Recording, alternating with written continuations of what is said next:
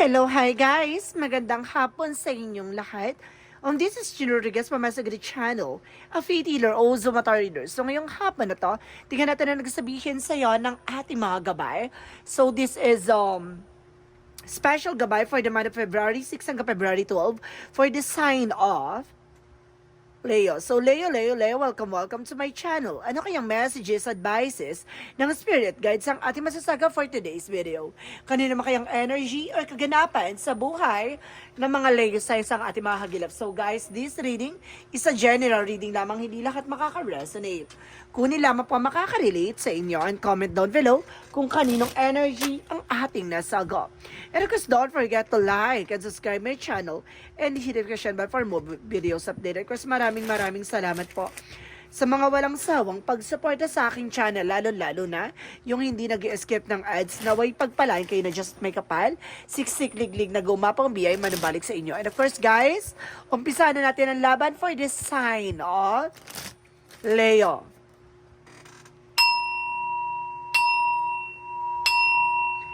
Angel Spirit Messages, give me an information. So, ano kaya gusto sabihin sa ng ating mga baraha? So, there's the Wheel of Fortune. Wow! There's a good luck. So, there's a bless. And of course, sinasabi dito na iikot na yung kapalaran, turning to your favor. And of course, sinasabi dito, there's a justice, I told you. So, there's a karma. No, iikot na ang kapalaran. Pag ikot ng kapalaran, maaring bumalik sa'yo yung mga bagay na kumbaga what you deserve. It's either gumawa ka ng masama or gumawa ka ng mabuti, no? There's a turning point in the situation, no? There's an information na parang sasampalin ka ng katotohanan na sa lahat ng mga ginawa mo, ito na yung kabayaran, no? Kumbaga, aware, so ibig sabihin, kumbaga, umikot na ang kapalaran for you. There's a the sun card, so there's a pure positivity, and if you're, kumbaga, there's a success coming in for you. Wow! Pasabog! And because there's a page of one, so there's a good news. May magandang balita din dito, ha?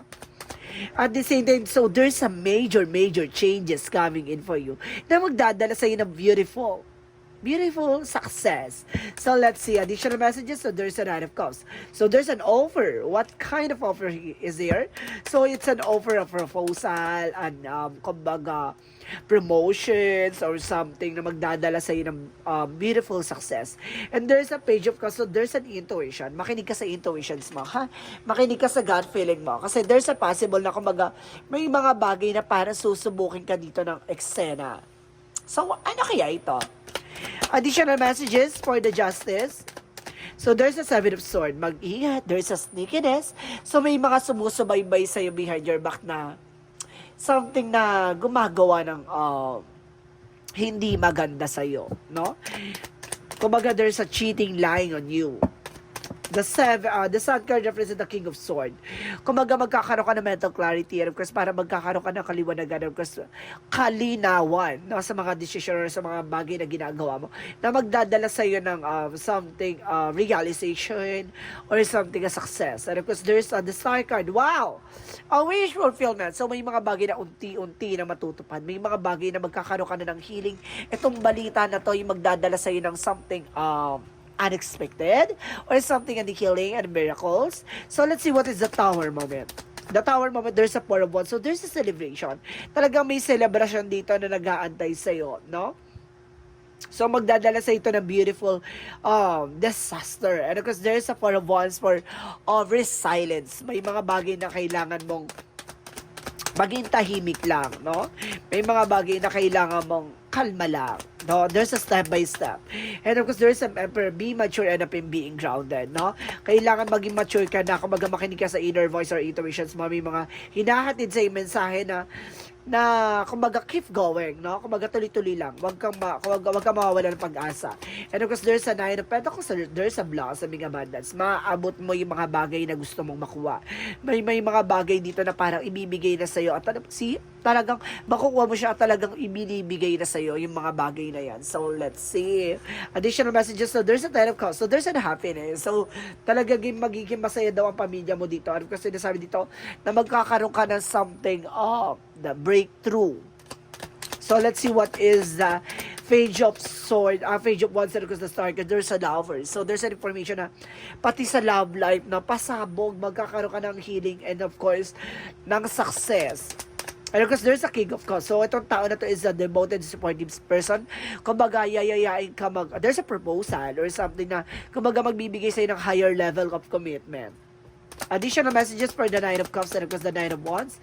So there's a Ten of Wands, no? Tapos na, no? There's a relocation or maaaring makakalipat ka na or either makakaalis ka na sa situation para makakabangon ka na. So let's see what is the outcome. Ang outcome for you is the Ace of Swords. There's a breakthrough or talagang, diba, magkakaroon ka ng mental clarity and mental agility or something na magbibigay sa'yo ng something realization or kung magkakaliwanagan sa lahat na nangyayari. Because there's a Page of Pentacles, there's an investment. So this is the moment na parang matututo ka na mag-invest on your own. So let's see. Additional messages for your career. Sa career mo, there's an Ace of Cups and of course, there's a Four of Swords. So, ibig sabihin dito, there's a new beginning coming in for you. And of course, sinasabi dito, kung mag-aalisin mo yung takot at pangamba mo, no, kailangan mo magpahinga.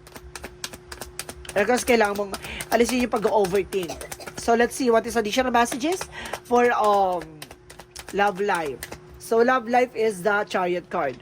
No, maraming parating. And of course, there's a Knight of Pentacles. So, there's a security. Itong love life na to is parating na talagang pasabog, alagaan na talagang, di ba? Babantayan. So, let's see. Additional messages for health. So, there's a Two of Cups. So, there's a partnership and of course, the Seven of Pentacles. Oh my God, alam mo, there's a possible na napakabongga na reading mo na to na, kumbaga, ito na yung magpapabago sa pananaw mo sa buhay. Na parang, di ba? Kumbaga, hindi mo in-expect na there's a fate talaga. Na kumbaga, dahil sa paniniwala, pagtitiwala mo, ibinibigay na sa'yo ng buo. Pasabog. So, let's see what is the magical fairy messages. Magical fairy messages, angel spirit guides. And do some research na kailangan mo pang alamin, tuklasin. At may mga bagay ka pang kailangan matutunan. So, let's see what is a yin and yang oracle card.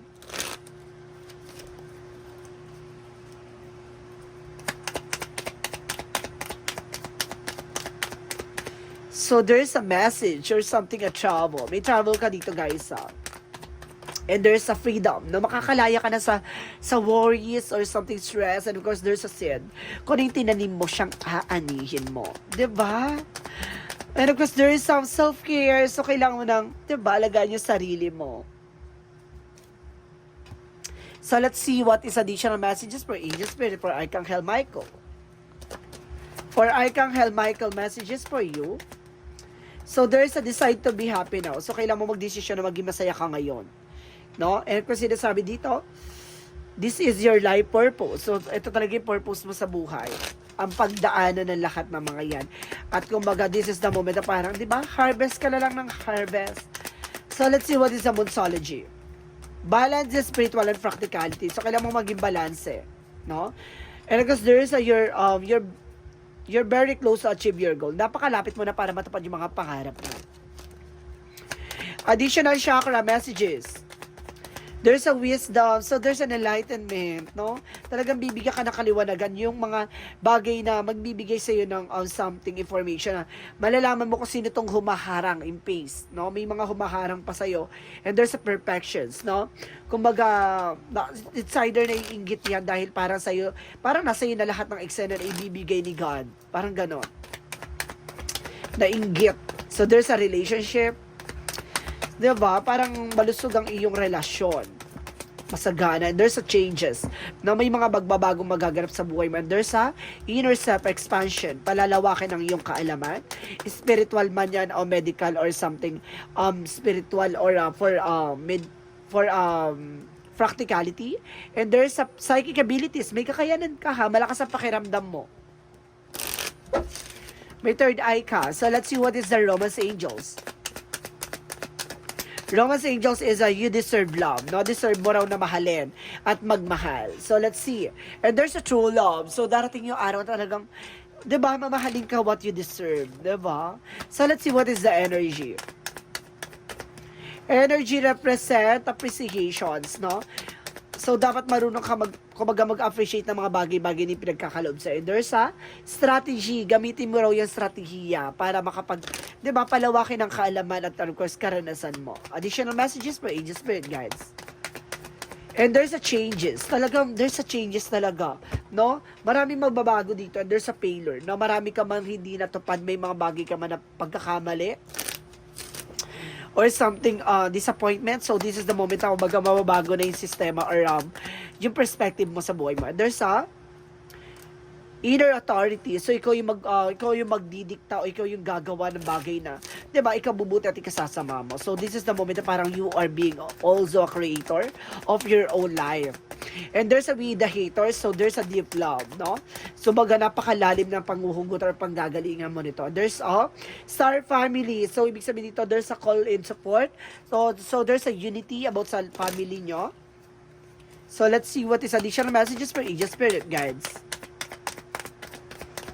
So, there's a trouble. So, may trouble talaga, guys. Laking factor na may trouble dito.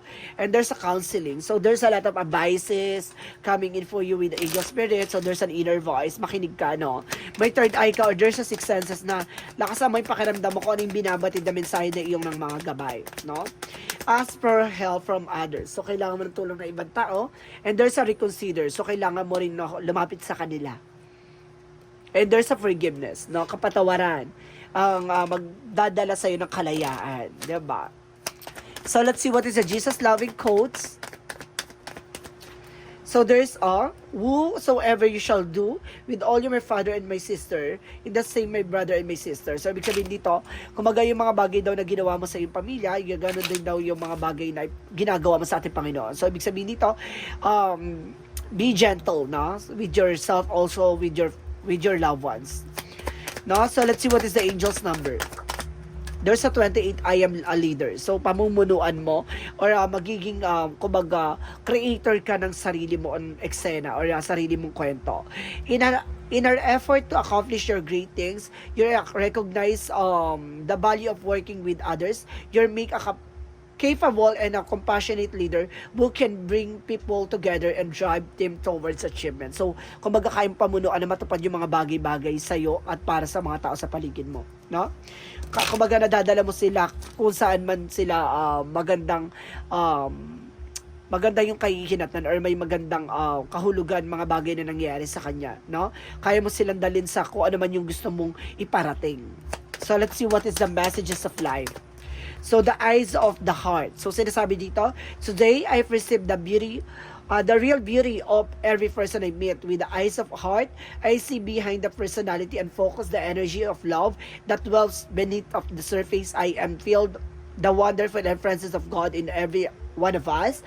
The eyes of the heart allow me to see beyond divine shining everywhere. So may mga bagay dito na parang makikita mo ang kabusilakan at pagmamahal mo gamit ang puso mo, no? Kumbaga may mga bagay na kumbaga parang ano yan, parang nakikipag kaugnayan tayo sa ating Panginoon na gamit ang puso, no? Hindi yan isip, puso. Diyan mo makikita ko talagang, 'di ba? Faith, there's a faith and love. So, guys, this is a special gabay for the month of February 6 hanggang February 12 for the sign of Leo. So, Leo, maraming salamat for your wonderful reading. So, once again, this reading is a general reading lamang, hindi lahat makaka-resonate. Kung lamang pa makaka-relate sa inyo, and comment down below kung kaninong energy ang ating nasagap. Maraming salamat, guys, and see you in the next video. Bye-bye and babosh!